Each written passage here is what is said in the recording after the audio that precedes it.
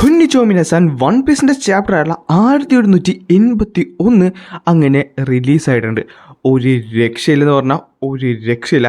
നല്ല ഒന്നാമത്തെ ഒരു ചാപ്റ്ററാണ്. അതുകൊണ്ട് അധികമൊന്നും പറഞ്ഞ് ഞാൻ നിങ്ങളെ ബോറടിപ്പിക്കുന്നില്ല. ലൈക്ക് ചെയ്യാനും സബ്സ്ക്രൈബ് ചെയ്യാനും ഷെയർ ചെയ്തവർ ഇപ്പം തന്നെ ഷെയർ ചെയ്തോ. കാര്യം കിഡിലൻ ചാപ്റ്ററാണ് നിങ്ങൾക്ക് വേണ്ടി കാത്തിരിക്കുന്നത്. അങ്ങനെ ഈ ചാപ്റ്ററിൻ്റെ കവർ പേജിൻ്റെ അകത്ത് നമുക്ക് നമ്മുടെ ക്യാരറ്റിനാണ് കാണാൻ സാധിക്കുന്നത്.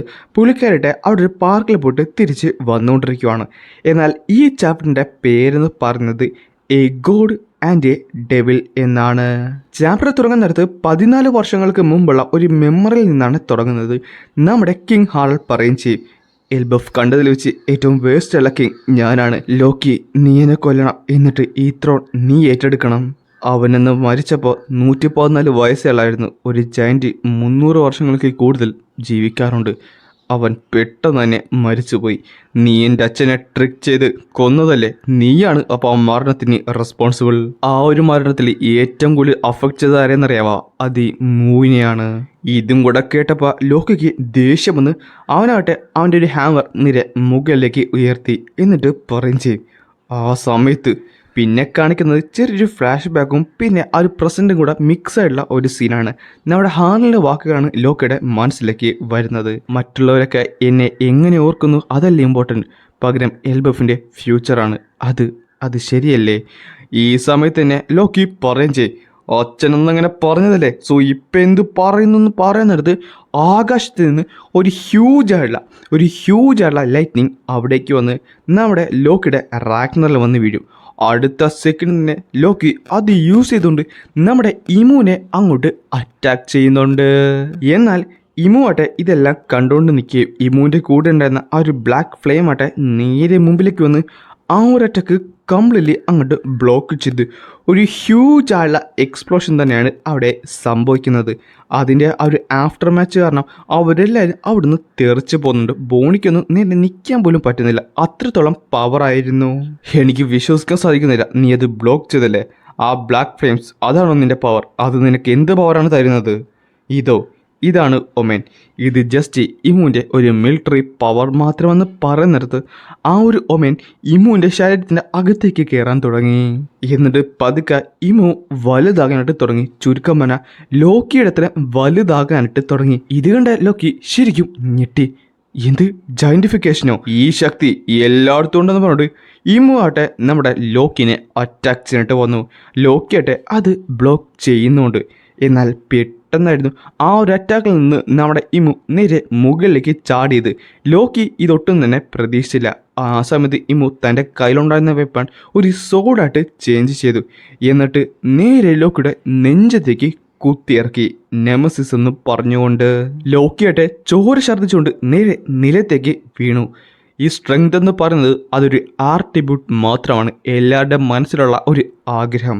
ആ ഒരു ആഗ്രഹമാട്ടെ എല്ലാവരുടെ ഉള്ളിൽ കടന്ന് കാർ ചെയ്തുകൊണ്ടിരിക്കുകയാണ്. പക്ഷെ അത് പെട്ടെന്ന് തന്നെ സാറ്റിസ്ഫൈ ചെയ്യാനായിട്ട് സാധിക്കും. കറപ്ഷൻ യൂസ് ചെയ്തുകൊണ്ട് ഇത് ഒരാൾ അവരുടെ വില്ല് സബ്മിറ്റ് ചെയ്താൽ നേടിയെടുക്കാവുന്ന ഒരു കാര്യം മാത്രമാണ്.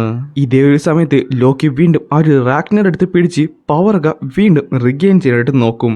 ഈ ശക്തി എന്ന് പറയുന്നത് എല്ലാവരുടെയും ഉള്ളിലുള്ളൊരു കാര്യം മാത്രമാണ്. ഇത് മൂന്നും കൂടെ ഒരുമിച്ച് വന്നാൽ അതിനാണ് ദ ട്രിനിറ്റി എന്ന് പറയുമ്പോൾ ലോക്കി ഒന്ന് ഞെട്ടി. കാര്യം ഇമോട്ടെ പെട്ടെന്ന് അവനൊരു അറ്റാക്ക് അങ്ങോട്ട് ചെയ്തു. എന്നിട്ട് പറയും ചെയ്യും, അതിനെയാണ് ഡോമിനേഷൻ എന്ന് വിളിക്കുന്നത്.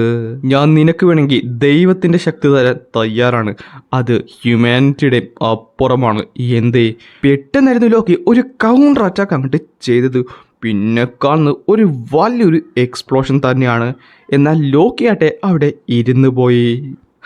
അപ്പോൾ നിന്റെ ശക്തി എന്ന് പറയുന്നത് ഗോഡ് ഡോമിനിയൻ ആണല്ലേ? പക്ഷേ അത് കേട്ടിട്ട് ഒരു ഡെവിലിൻ്റെ കൂടെ ഡീൽ ചെയ്യുന്ന പോലെ ഉണ്ടല്ലോ. ഡെവിലോ? സത്യം പറഞ്ഞാൽ ദൈവവും ഡെവിലും തമ്മിൽ നല്ല വ്യത്യാസമുണ്ട്. ഈ സമയത്ത് ഇമു വീണ്ടും പറഞ്ഞ് മുകളിലേക്ക് ഉയർന്നു. എനിക്കൊന്നും വേണ്ട, ഞാൻ എത്ര വന്നാലും ഒരാളുടെ മുമ്പിൽ കീഴടങ്ങത്തില്ലെന്ന് ലോക്കി കാറുകയും ചെയ്യും. അപ്പോഴേക്കും ഇമു പറയുകയും ചെയ്യും, അതിന് ഈ ലോകം തന്നെ ഒരു ഡോമിനേഷൻ്റെ സ്റ്റേറ്റിലല്ലേ ഉള്ളത്, അത് ശരിയല്ലടാ. പെട്ടെന്ന് ഇമുവിൻ്റെ മനസ്സിലേക്ക് ഒരു ഫ്ലാഷ് ബാക്ക് കടന്നു വരും. ഒരുത്തനാട്ടെ അവിടെ പൊട്ടി ചിരിച്ചുകൊണ്ടിരിക്കുവാണ്. ഇതേ സമയത്താണ് നമ്മുടെ ലോക്കി അറ്റാക്ക് ചെയ്യാനായിട്ട് റെഡി ആയത്. ഞാൻ പറഞ്ഞത് ശരിയല്ലേ ജോയ് ബോയ് എന്ന് പറഞ്ഞുകൊണ്ടാണ് ഇമു ഉച്ചത്തി അലറിയത്. ഈ ഒരു ഹാക്കി അവിടെ മുഴുവൻ പരക്കാനായിട്ട് തുടങ്ങി. നമ്മുടെ ലൂഫിയാട്ടെ അവിടെ നിന്ന് കഴിച്ചുകൊണ്ടിരിക്കുകയായിരുന്നു. ഇനിയും കഴിക്കണം, ഇനിയും കുറേ അധികം കഴിക്കണം. ഇതുപോലത്തെ എനർജി ഞാൻ ഇതിനു മുമ്പ് ഫെൽറ്റ് പോലും ചെയ്തിട്ടില്ല. അവൻ ശരിക്കും പ്രശ്നക്കാരനാണ്. ഞാൻ സഫോക്കേറ്റ് ചെയ്യുവാണ്, പക്ഷേ ഇനിയും കഴിക്കണം. എനിക്ക് ശരിക്കും എനർജി വേണം. ഇവൻ്റെ ഹാക്കി എന്താണ് ഇങ്ങനെയുള്ളത്? അതുമാത്രമല്ല, എനിക്ക് ഇനിയും കഴിക്കണം, എങ്കിൽ മാത്രമേ എനിക്ക് ജയിക്കാൻ പറ്റുള്ളൂ എന്ന് പറഞ്ഞിട്ട് ലൂഫി വീണ്ടും അവിടെ നിന്ന് ഫുഡ് കഴിച്ചുകൊണ്ടിരിക്കുവാണ്. എന്നാൽ പെട്ടെന്നായിരുന്നു ലോക്കി ഒരു അറ്റാക്ക് അങ്ങോട്ട് ചെയ്തത്. എന്നിട്ട് പറയുകയും ചെയ്യും, നീ നിന്റെ ഓർമ്മകൾ മുഴുകിപ്പോയി, അത് വലിയൊരു തെറ്റാണ്. കാര്യം നീ എന്നെ അണ്ടർ എസ്റ്റിമേറ്റ് ചെയ്തെന്ന് പറഞ്ഞിട്ട് ഒരു അറ്റാക്ക് ചെയ്ത് ഇമുനെ ദൂരത്തേക്ക് തെറിപ്പിക്കുകയും ഇമു ആട്ടെ നേരെ വന്ന് ആ ഒരു ആഡം ട്രീയിൽ തട്ടി അവിടെ നിൽക്കുകയും ചെയ്യും. അപ്പോഴേക്കും ലോക്കി തൻ്റെ ഡ്രാഗൺ ഫോമിലേക്ക് ചേഞ്ച് ചെയ്തു. ഇത് കണ്ട ഇമു പെട്ടെന്ന് ആ ഒരു ഒമേൻ അങ്ങോട്ട് യൂസ് ചെയ്യുന്ന സെക്കൻഡ് ലോക്കി മാസീവുള്ള ഒരു അറ്റാക്ക് അങ്ങോട്ട് ചെയ്ത് കഴിഞ്ഞിരുന്നു. പക്ഷേ ആ ഒരു അറ്റാക്കിന് ശേഷം നമ്മുടെ ഇമു അവിടെ തന്നെ ഉണ്ടായിരുന്നു. എന്നിട്ട് അവൻ ചിരിച്ചുകൊണ്ട് പറയും ചെയ്യും, ഞാൻ അവസാനം തിരിച്ചു വന്നിരിക്കുന്നു പറഞ്ഞിട്ട് ലോക്കിനെ നോക്കിക്കൊണ്ട് ചിരിച്ചുകൊണ്ടാണ് ഈ ഒരു എപ്പിസോഡ് ഇവിടെ അവസാനിക്കുന്നത്.